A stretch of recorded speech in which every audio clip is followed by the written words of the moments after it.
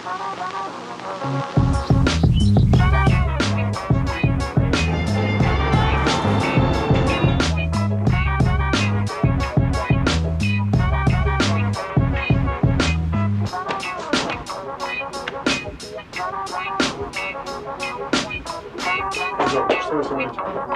снимаем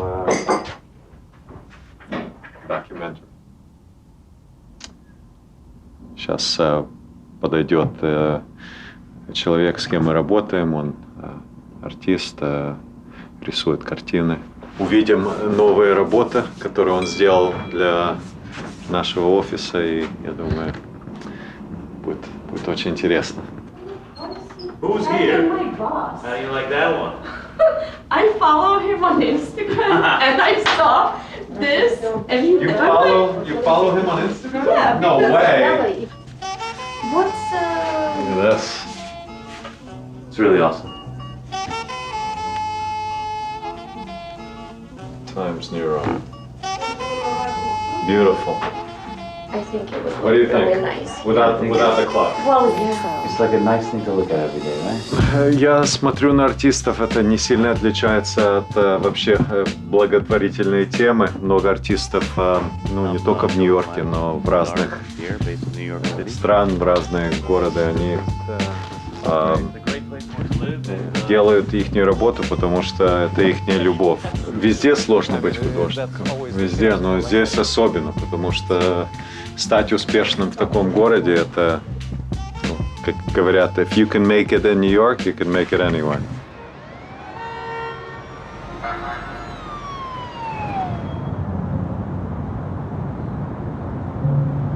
Приехал в Нью-Йорк в 1976 году, это было в январе, перед тем, как Америка праздновала 200-летие.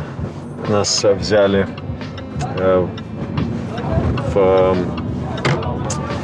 как по-английски это называется welfare hotel, это гостиница для бездомных.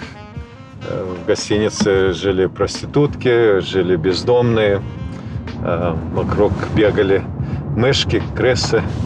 Но мы были довольны, у нас было 4 чемодана. Я был маленький, у меня был старший брат, 11 лет, мне было 8, когда мы прилетели. И так жили пару месяцев в этой гостинице, пока нам благотворительные организации не помогли найти квартиру, помогли нам с деньгами, помогали найти работу, с учебой родителям, чтобы они научились английский язык. И так началась наша жизнь в Америке.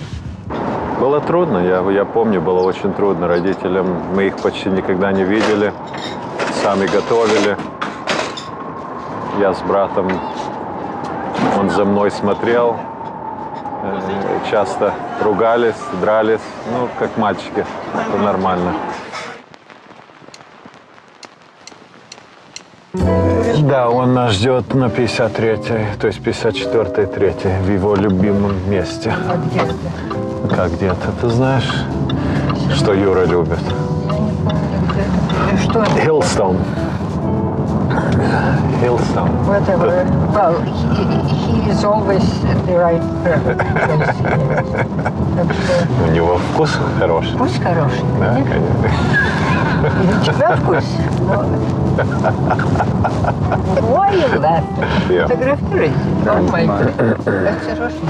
Конечно, осторожно. Мы еще делаем аварию. Аварию мы не будем делать. Я обещаю тебе. Как something Видишь, Кала, как for the summer. мама заботится всегда. Чтобы мне не было холодно, чтобы я был сыт. А, закончим. Это последние вещи Барни. Это их не последние вещи. It's closed already. Но еще нет, еще Но открыто. еще. Еще открыто. О, ты видишь, у меня даже вкус появился. О май гад. Oh my. Now я могу даже в этот. Куда ты можешь?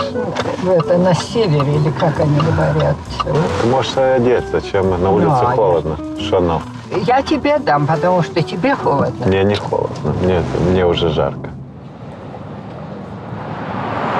Когда-то Orchard Street это была одна из самых главных улиц в этом районе. Она была центр еврейской жизни. Между 1880 году и 1920 году переехали сюда где-то 1 миллион евреев за эти 40 лет. Это было сердце еврейской жизни Америки. Первый еврей приехал в Америку где-то 1640 год, плюс-минус с Европы. И так потихоньку они начали приезжать в 1700-х годах, начали приезжать, но больше евреев, особенно с Германии.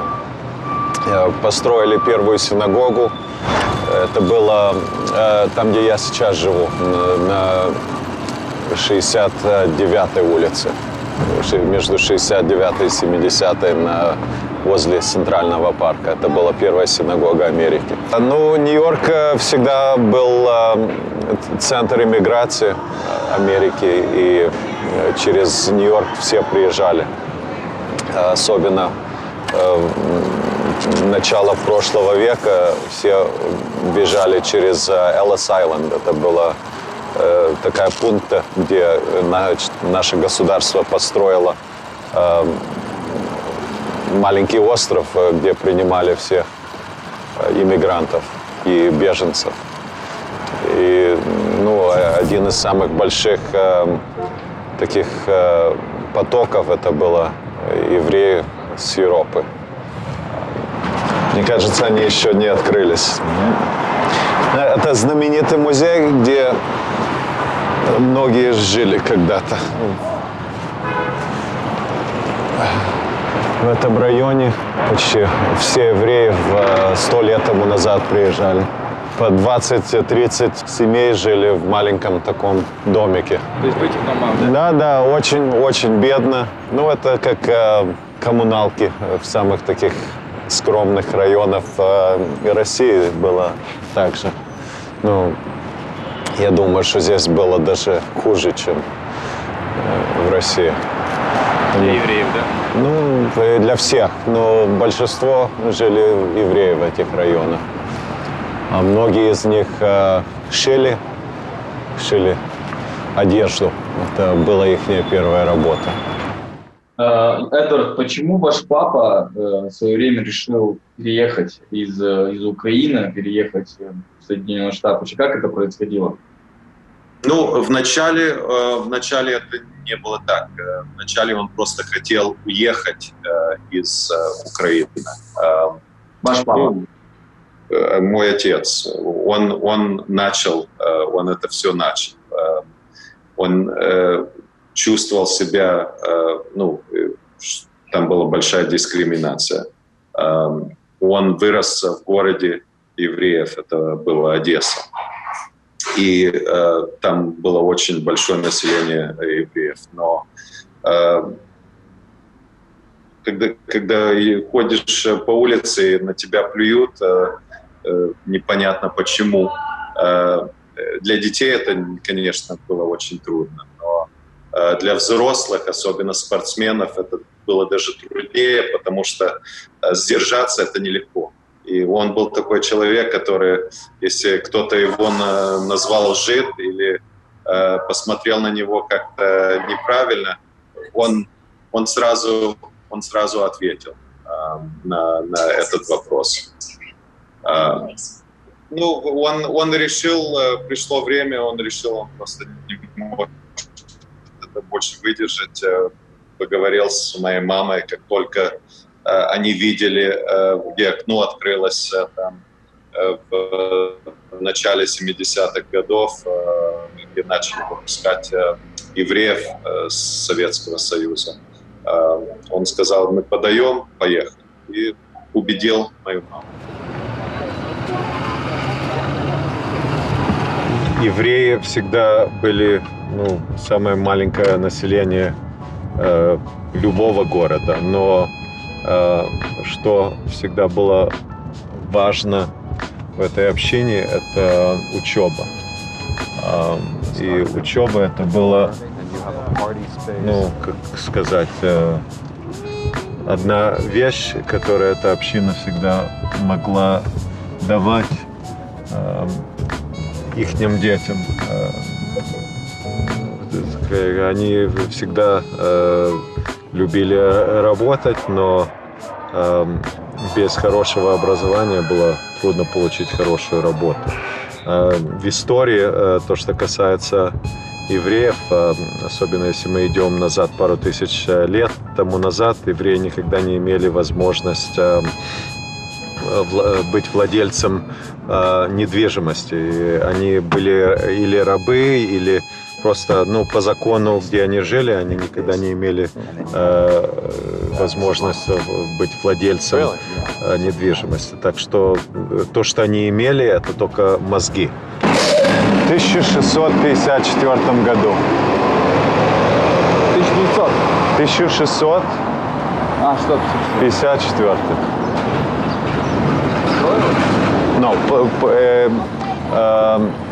эта община, которая начала эту синагогу, было в 1654, но это здание было построено в 1897 году. Знаменитое место. Самая первая синагога. В Нью-Йорке первая синагога Америки. You don't read Russian, right? Sorry. So, what does it mean? If there are any Russian speakers here that can read, Oh, they'll all be Russian. you should Ask ask them? them. Okay. Can you give me a hand here? Yes, with what? What does it say on the back of his sweatshirt? Oh, I don't know. I don't know my Russian. Mary, do you know how to read? Somebody's got to read Russian. Can you give me a hand? You don't know? Do you know? Yes. What are you doing? Wanted to see if anyone can figure it out.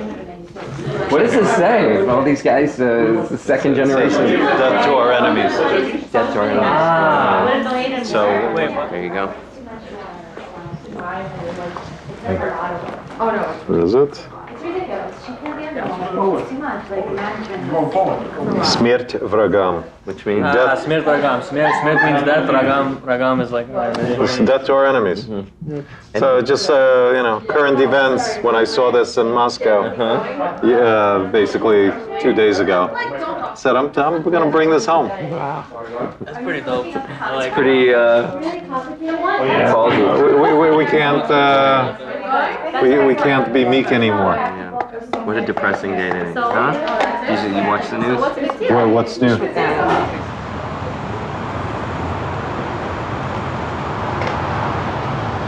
Сегодня евреи, которые ходят одеты, как религиозно одеты, им немножко страшно, потому что сегодня не знаешь, что может быть. Люди могут тебя просто ударить или в тебя стрельнуть. Это в Нью-Йорке. Это не только в Нью-Йорке, это сейчас уже не только в Нью-Йорке, это в других городах тоже. Reach Manhattan. We are so honored. Prior to the event, Ed stated that as an immigrant New Yorker and a proud Jew walking up Fifth Avenue as the Grand Marshal of the Celebrate Israel Parade is the pinnacle of the American dream. I'm so proud to stand with Israel. We welcome and are honored to have, and I'm proud to introduce Edward Momos. Thank you, Rabbi. Thank you. I must have some good PR agency because that sounds really great. I don't know where you got that. So in the 80s, that was one of the first generations that came to the United States. I would say your parents and grandparents who came to the U.S. Many of them didn't have any connections with the culture of Jews in the United States. There was really no one directing them, to get involved in any way. participate in, whether it's in synagogues or any cultural centers. So they were more interested, at least like my parents, they were more interested in making sure that we had food to eat and having shelter over our heads. So we're in a sense, all of you and myself, in some way are the products of what our parents and grandparents gave up. Now,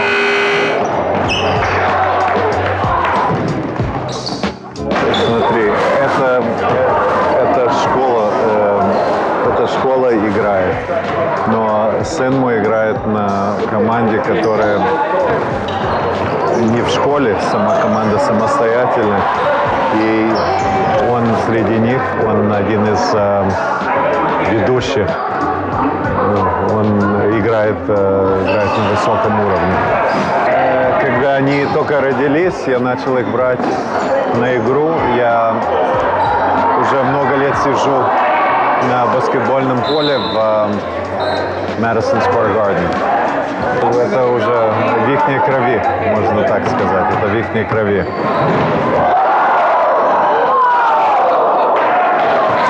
И когда забегают твои дети, так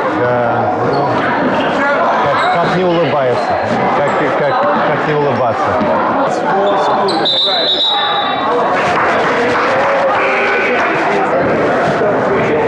Все, мы выиграли. Хочу сказать, как всегда, но мы не всегда выигрываем. Нужно быть голодным. Даже когда поднялся, все равно нужно быть голодным.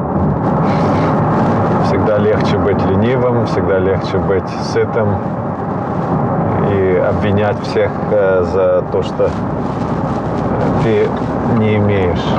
Да, работать это нелегко. И сегодня это очень популярная тема с нашими молодыми, что они, когда слышат такие, как Берни Сандерс, это наш там один, который хочет стать президентом, который он всем обещает все бесплатно, что вам государство будет прощать то,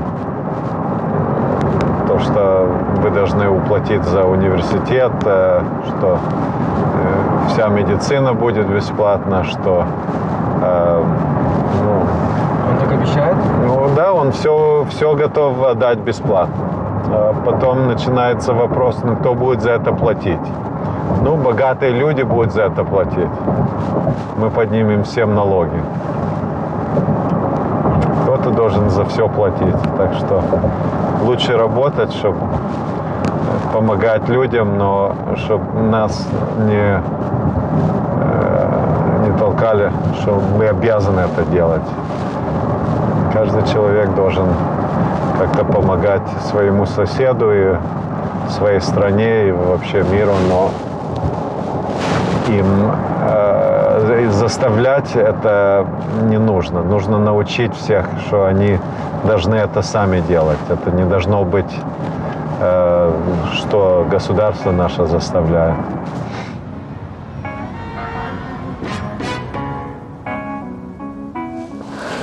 $1 million view?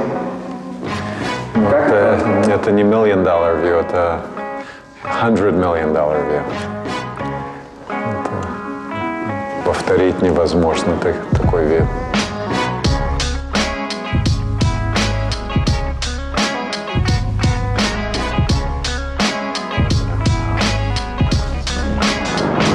Можно, чтобы я мог помогать другим людям, нужно работать и зарабатывать.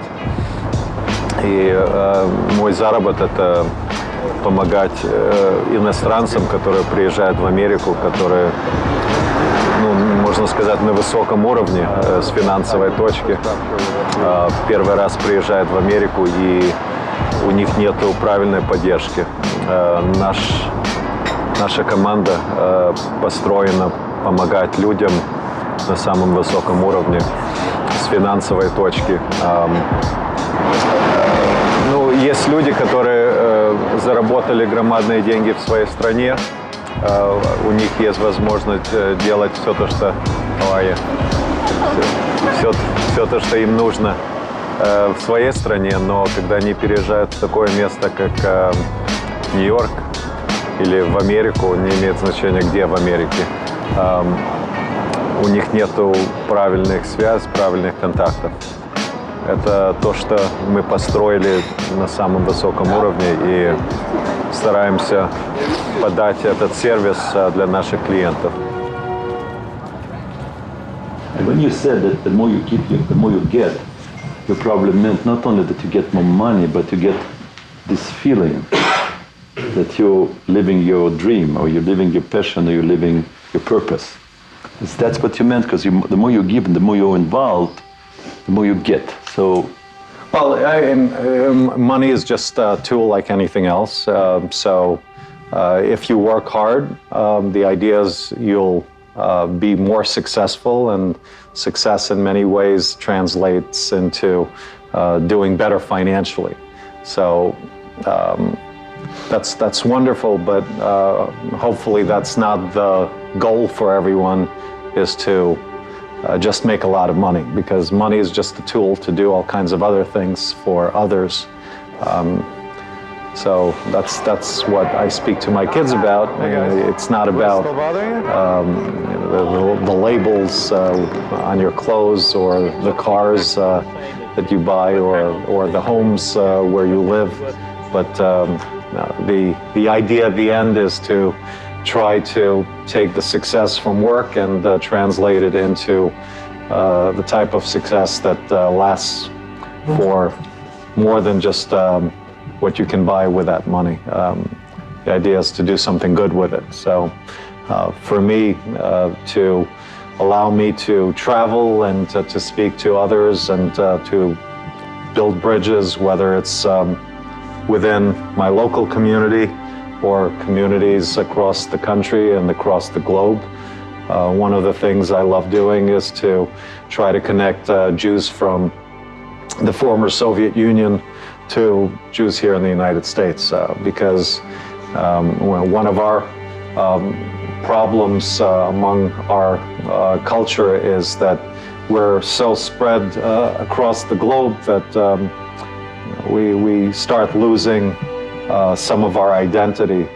And when we interact with each other across other parts of the world, it allows us to maintain our culture and our identity somewhat better. Как вы думаете, Эдвард, отец бы вами сейчас гордился бы?